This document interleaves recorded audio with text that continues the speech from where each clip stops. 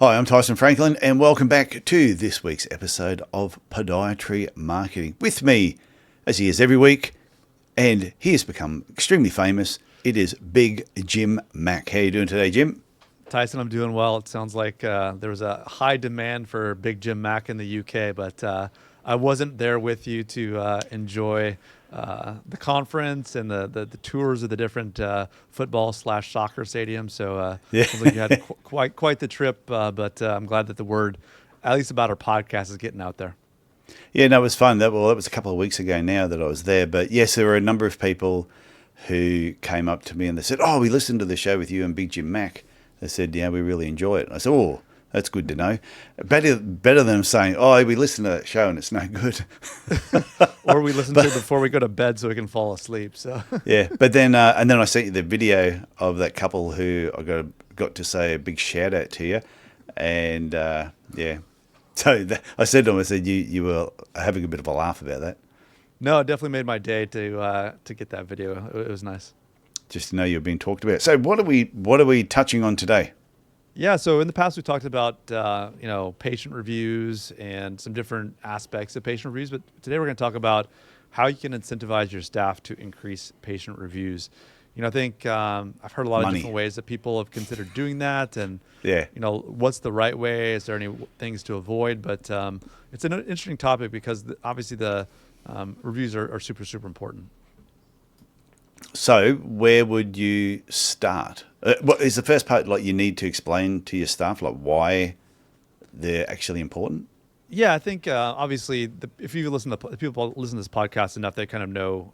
You can listen back to some old episodes about what in great detail why they are important. But it is important to take that knowledge you gained from those previous podcasts and explain to your staff, right? The importance, just because you're going to incentivize them to do something doesn't necessarily mean that they're going to be all that motivated. Maybe, it's going to be some dollars and those things, but, what is the real reason you're trying to go out and gather these reviews? And if they understand that, they can impact your clinic's reputation, also, helping patients learn and basically trust your clinic and your staff before they even come in the door.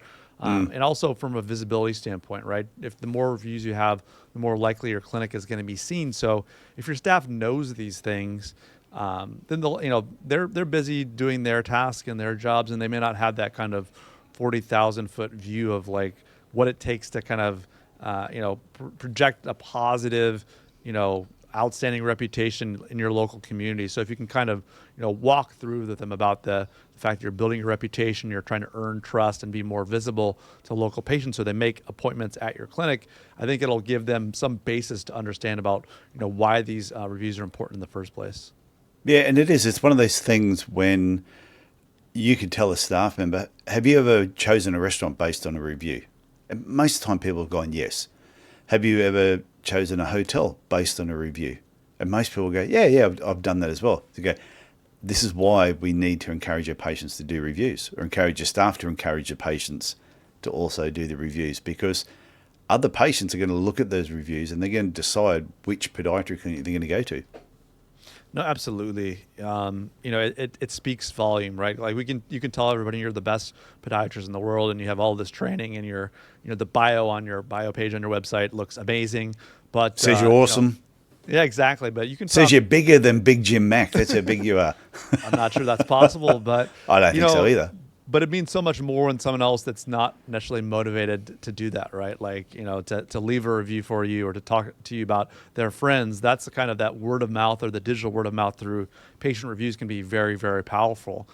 What's also powerful about reviews is that, it's another channel for feedback from patients, a way for them to communicate with the clinic.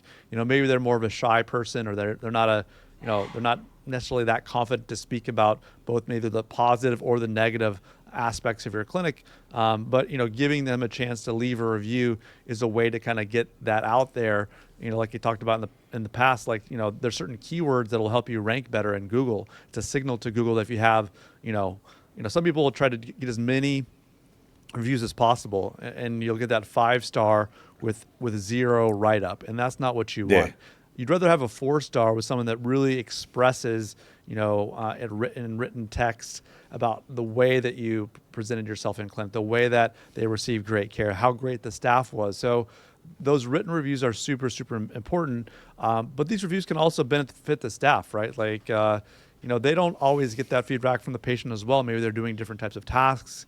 Maybe they do have some good communication with the patient, both maybe before and after. They don't know really happens during the visit, but they can make a real impact on the type of care that is received at a clinic. So, if there's a nice message in the review saying, oh, the front desk staff was amazing, the person that brought me into the room and told me about the doctor was fantastic, it can sometimes help kind of increase the morale and excellent, kind of, highlight the excellent care that not only you're providing, but also your staff is. So I think it's important to realize that reviews can have that kind of power as well.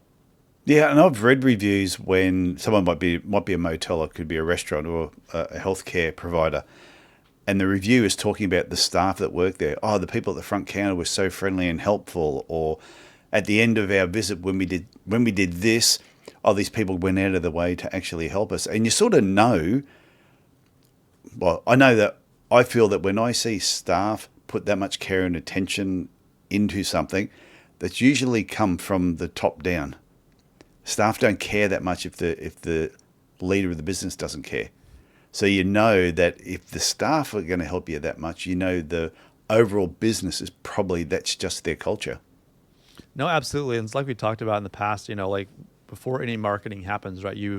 The expectation and the standard is to provide excellent care, right? But it's that bridge kind of before the appointment and after the appointment, and kind of that bridge between kind of them hearing about your clinic, coming into your clinic, receiving that care, and then leaving, whether they're coming back or those kind of things. But it's that, that the kind of soft skills that you help develop in your staff, and you reinforce that behavior in your staff in different ways, and that kind of leads into like, why does it make sense to maybe incentivize, the kind of gathering some of these reviews. But that's, that's kind of, like you talked about, it kind of comes from the top down. And, first and foremost, you will need to design kind of an effective incentive program for kind of gathering some of these reviews. Probably what I think is the best, and I'd love to hear from the listeners and see if they're doing it in different ways. But generally, the best way is kind of a general kind of a bonus structure. Okay. Each patient review is maybe worth $10. So let's say, during a month you get 100 reviews. That's $1,000 that kind of goes into a pool, kind of shared amongst all the patient-facing staff. So, you want to make sure that they know when to ask for the reviews. I usually recommend it's after they receive the course of care, they've received excellent care, and that's kind of the person that's ready to kind of be teed up for a review, not that person that came on their first day, or if someone's still kind of midway through their course of treatment. But this kind of pooled aspect of the bonus structure leads to kind of a better overall feeling amongst all the staff, right? Because maybe it's the front desk person that asked and received that review that kind of made them, say okay, but it's the behavior and the way that the rest of the staff that's patient facing has treated that patient that will lead to, whether they're going to accept that kind of invitation for review in the first place. Well, it's true though, because anyone that's at that front counter, it is really a team effort to make sure everything's running well. So even though one person may be having more of an interaction with the patient, may be suggesting the review, how everyone behaves behind the scenes there that can still be in eye shot are actually that's gonna influence a review. So if you had someone that was eating a pie or eating a hamburger just behind the reception counter and scratching their bum, you're probably not going to get a review for that. So if people are not doing that, they should be incentivized. No, absolutely. I think it's yeah, definitely no bum scratchers. Should be maybe be on the bonus structure. But I think can I just tell you something as a side note here? This is what somebody said in the UK. They went, you can tell when we're on the podcast every now and then where you try to derail Jim's thinking with a silly comment. That's probably a good thing. I get a little too serious sometimes. And I said, hey, I do my best. Every now and then you'd be surprised some of the things I say or do. And anyway, sorry, back on the topic. No, it's all good. It's one of those things too, right? Like where maybe, if you have certain goals, maybe, how many kind of generally, before you institute this kind of incentive program, maybe you have a general sense of how many reviews you receive each month. And maybe you set certain goals that can not only be shared by the patient-facing staff, but maybe there's people that are just, kind of handling your call center.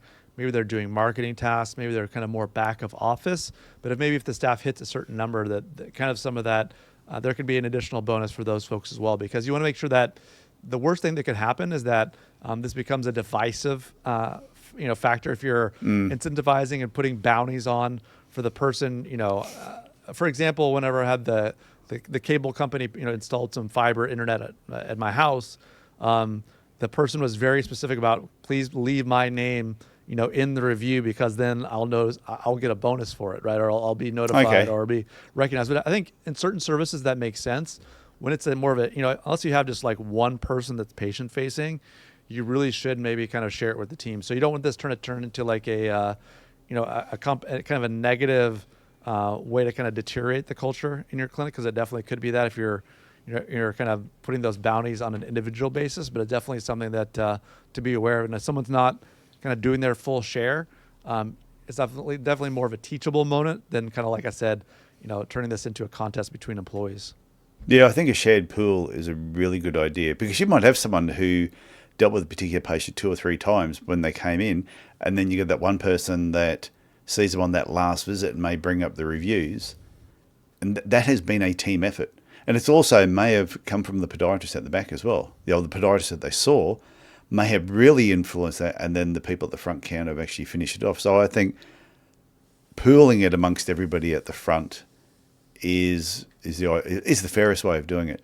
And they all know too that if somebody's being a slacker and isn't lifting their weight, and that everyone knows, someone will eventually tell them, don't you feel bad getting part of this bonus, considering you sat on your bum, did nothing? Scratching your bum in the clinic? Scratching your bum, eating bloody hamburgers out the back there. We all saw you. No, but I will say though that, even I sometimes see some of the negative reviews at least happen sometimes when there's kind of disputes over billing, for example. So, sometimes when people have a good billing experience, right? There's good communication, when they receive the bill, or, kind of follow up when it comes to the bill. You're not always going to have happy campers around that, when it comes to patients, but they're an important part of that kind of whole kind of like spectrum as far as the patient pathway, the patient journey, going from not knowing you and then kind of becoming a promoter of your practice. So, when you hit certain goals and you make certain goals, it makes sense to communicate kind of the distribution details openly to make sure there's transparency and you kind of maintain fairness around it. Obviously, there's kind of legal and ethical considerations around here. Obviously, we're probably speaking to some folks that can't have reviews or can't solicit reviews regarding medical services, which isn't the case in North America. But at the same time, just making sure if you are in the U.S. or in other places that you're, kind of being compliant with the different healthcare regulations. In the U.S., that would be HIPAA. You want to make sure you're avoiding, pressuring patients. Like we talked in previous podcasts, generally you want to have a system set up so, maybe it's 15 minutes or an hour, or maybe during your lunch break or at the end of the day, you're sending out these requests for reviews. You don't want to, force an iPad into somebody's hands and make them do a quick 5-star and feel kind of like you're just trying to get a review out of them. You want to give them an opportunity to you must do this. Yeah, exactly. Nobody wants that. So. Or you don't get the token to get out of the car park. Absolutely. But I read somewhere once, I don't know if it's still the case, but if you have an iPad or something set up and it's running through your IP address and all your reviews are coming from that, the Google doesn't necessarily like it as much. That would make sense. Yeah, I mean, I definitely, because they're looking at that, it's the same. Everything's coming from the same place, even though they might be logging in differently. It's still all coming from the same place. Whereas if you have like a QR code that has a link to your Google review page, and they're doing it on their phone and not doing it through your Wi-Fi, then that is actually looked upon more favorably. Yeah, I could see that being the case for sure. So, what's next?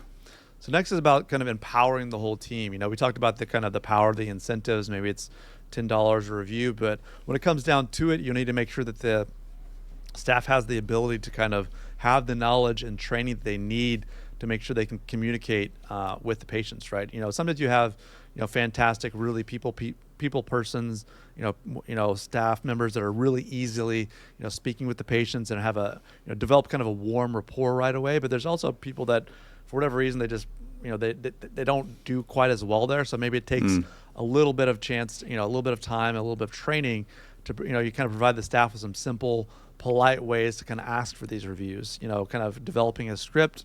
Mrs. Johnson, we understand you've had, you're feeling much better after, 4 visits with us.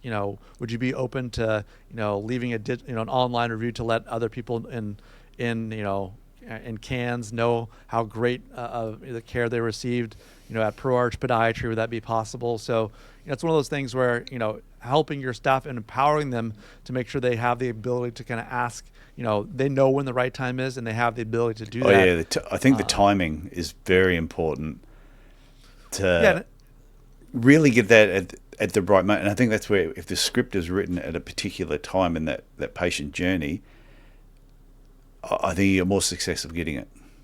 No, absolutely. Like I talked about, like finding that time when they've had a great experience, they've kind of resolved or are almost all the way to resolving their issue, and they feel a certain sense of genuine gratitude and they'd be happy to do so, as opposed to like they came into your clinic off the street, it's the first visit, you throw an iPad at them, and then you kind of this high pressure feeling that feels a little bit odd, and they're going to feel just a little bit different about your clinic as opposed to like someone a little bit further down. Feel dirty. Yeah, dirty and pressured and just kind of like, they don't want to be doing it, most likely. I know I wouldn't want to do it on the first visit, so they probably wouldn't either. I've had that where I have dealt with a company just the once and haven't really even started or resolved anything, and I'll get emails from them straight away saying, would you like to give us a review on your experience? And I'm like, no. In fact, I'm actually really annoyed, so I'm probably not the best time to be writing a review. And I've had that. That's happened a lot. It's just they've got their timing wrong. No, I mean, life's all about timing, right? You can be super prepared or everything, but if the timing's not right, it's not right. Okay, what else? I would say also, take some time, and talk with your staff, right? Like maybe, like you talked about previously, maybe it's not only patient-facing staff the day of the appointment, right? Maybe you have some people that field calls or, do patient reminders, or people that answer the phone whenever a patient's making an appointment. They're super important to this process as well. If they have a horrible experience and they come into your clinic with a bad mood, what do you think the likelihood of them having a great outcome in your clinic is? So, and also on the other end of things, so talking to your staff about, what do they think that they contribute to the overall patient satisfaction in your clinic? Maybe it's the biller, some back office duties, either talking with them or just, thinking through the ways they can really have an impact on the way that these patient reviews can be facilitated, and then also contributing to positive ones. So I think that's really, really important. So, maybe it makes sense to include them either in some of these reward pools, or maybe there's some separate incentives that can help incentivize them in some ways to make sure that they're not feeling kind of left out from the rest of the staff. Just trying to find that right balance about, finding some incentives for that back office staff. I think actually involving them all together as a team effort. Yeah, you might have your podiatry team, and then you have the front and back office team, because it is the front and back office are so important that they actually work together. Because if the back office people, if they're treating patients poorly, it doesn't matter how good they work at the front, the reviews aren't going to come through, or they're not going to be positive reviews. So I think it's really important that both groups, front and back, are actually doing the job. I think they should just be pulled together. Yeah, I think that makes sense. It's obviously going to kind of vary between the different practice sizes, but yeah, if you have a small enough practice, I think it definitely it's not going to hurt, right? It's gonna be a way to kind of everyone kind of feels on equal footing, and they're excited to make that happen. So yeah, you can make up to the really important people by giving them better Christmas presents. There you go. Yeah, the people that you notice that are probably putting in more, you can give them a little bit extra. That makes sense. What's next? Yeah, so next I would say is like, what are some best practices and kind of avoiding, some of the pitfalls associated with incentivizing your staff is like, when you're talking to your staff, you really want to focus on quality of review over quantity. Maybe you have someone on your staff that sees the $10 out there and like, well, if I just do 10 a week or 20 a week, and then me and the staff are going to make this much money. I think that's the wrong way to look at it. So you're going to make sure that you really want to emphasize that it's about, getting patients not only to leave reviews, but also well-written ones. So these are the ways you can kind of help facilitate that. Super, super important. You want to make sure they're encouraging kind of authentic feedback. Obviously, sometimes if you're getting more reviews, you're more likely probably going to get a few more negative ones as well.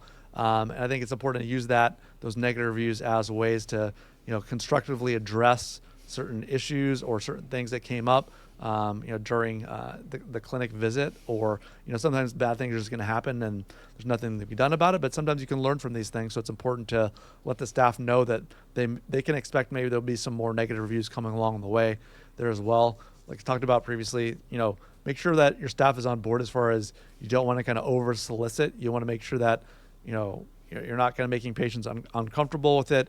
Most patients will be more than happy if they were receiving great care and you kind of approach them at the right time with the right message. They're going to be more than happy to share that great experience with you online. But I think it's really, really important that, you kind of focus on that. And then there's the kind of things around team morale, right? You want to celebrate the success, maintain the kind of open communication and to prevent any kind of, jealousy or kind of confusion about when the payouts are going to happen or how it's structured.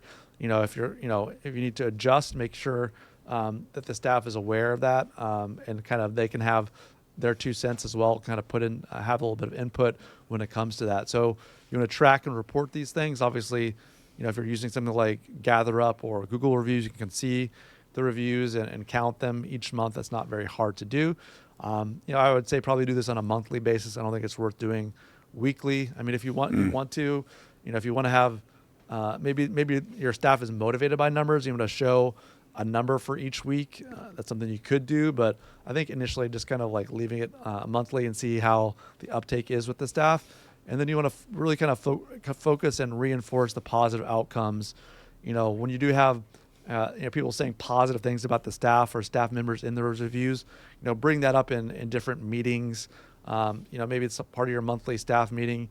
You talk about the number of reviews, but not only the number of reviews, but the types of reviews you've received. So the staff knows kind of what you're going for, right? You read that paragraph or 2-paragraph review about how they love the staff, the great care, they can't wait to tell their friends and family about it. That's going to be a huge morale booster for you and your staff. So definitely don't be shy about bringing those things up at staff meetings. Yeah, and I think, like you said, it reinforces everyone's doing a good job. So if there's been 5 reviews that week and you're having a weekly staff meeting, I think bring it up. Let the staff know, because more than likely they're not going to be checking it. But as the business owner, you will always be sort of keeping an eye, especially because you always got to keep an eye out for negative reviews. But if it's a Google review and you've got a Gmail account set up, you're going to get a message every time a review comes through anyway. Yeah. So you may be informed and the staff may not. So I think it's a good idea to just share the good news. And also, if you do get a negative review, share that as well. Make sure the staff knows about it, because a negative review really is just an opportunity to improve. Totally. So what's next? Yeah, I'd say kind of like, wrapping things up, kind of go over a few kind of key takeaways from what I talked about today. I think it's really, really important that your staff is aware that patient reviews are a powerful tool to grow the clinic, right? And kind of overall improve the patient experience. So that's kind of the key before they even getting into the incentives. They need to know why we're doing it. We're trying to grow the clinic, and these reviews will help do that, but also want to improve the type of care we're providing and the patient experience. So that's really the outcomes of why we're asking you to kind of get these patient reviews. It's not that it's not for other reasons. These are the main kind of guideposts or what we're looking to do with it.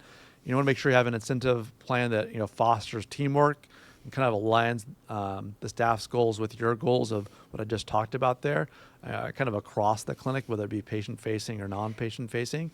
There's kind of some steps you can take, right? So, you can roll out kind of a pilot incentive program, starting, like I said, around $10 a review maybe, and see how that goes. At the next staff meeting you have or the next team meeting you have, make sure you're addressing any concerns people have about, how to ask for a review, and if they need some training or some help, either partnering them with someone else on your staff or working with them individually to make that stuff happen. Kind of collect and analyze the reviews and see, are you getting the kind of reviews in that make sense? You don't just, like I said, you just don't want these 5-star, no written reviews. You want to make sure that you're asking for it at the right time, and they're kind of showing their gratitude for the care they've received in the clinic in those reviews. So, really final thoughts kind of come to, encourage, everyone, all the kind of podiatrists and staff members listening to this clinic that, work on kind of and implement your own review strategy. I think it can be hugely beneficial for your practice. Obviously, if you have feedback, about how it's working or not working in your clinic, let us know. We'd be happy to, discuss that with you. But, when you invite, patients to give you feedback and reviews, it's something that can be really, really beneficial for your clinic. And, it's going to lead to, potential growth for your clinic, a better patient experience. So, obviously we'll kind of maybe touching, if I get enough emails or we get some comments from some listeners, maybe we can discuss this even in more depth in the future. But, definitely if you have more questions or ideas around getting patient reviews, this is definitely, I think, a really important topic for anybody that's associated with a podiatry clinic. So definitely let us know. And if you've listened this far and you have not sat there and gone, oh, I should do a review of this podcast, then that would be a good idea. We would love you to do a review on the Podiatry Marketing podcast. No, it'd be fantastic. Whatever on podcast Apple platform you're on. Yep, just get on there. They'll just follow the links. It's really not that hard. If a 10-year-old can figure it out, you can figure it out. But if you don't like the show, don't leave a review. Just keep your opinion to yourself. But I think if you've got this far, and we've done a number of shows talking about reviews, that I always think it's one of those things. It's really funny. The more you give, the more you get. So if you're not getting patient reviews in your clinic, more than likely you're not giving reviews either for certain places. So I think it's a good thing if you can get the habit of the next restaurant you go to, write a good review. I don't write any negative reviews. So I either write a good review or I won't write a review at all. Yeah. And I think if you get in the habit of actually doing reviews yourself, you'll find you'll be more in a habit of talking to patients about it. You'll be more in a habit of talking to your staff about it, and you will get more reviews. Yeah, I like that idea. Okay, Big Jim. That was a great topic, as usual. Yeah, it was fun. Okay, so I was very flat, Jim. That was fun. Come on, where's your excitement? Come on, Jim. It was fun. It was fun. Okay, I will talk to you next week. Sounds good, Tyson. Okay, see you. Bye.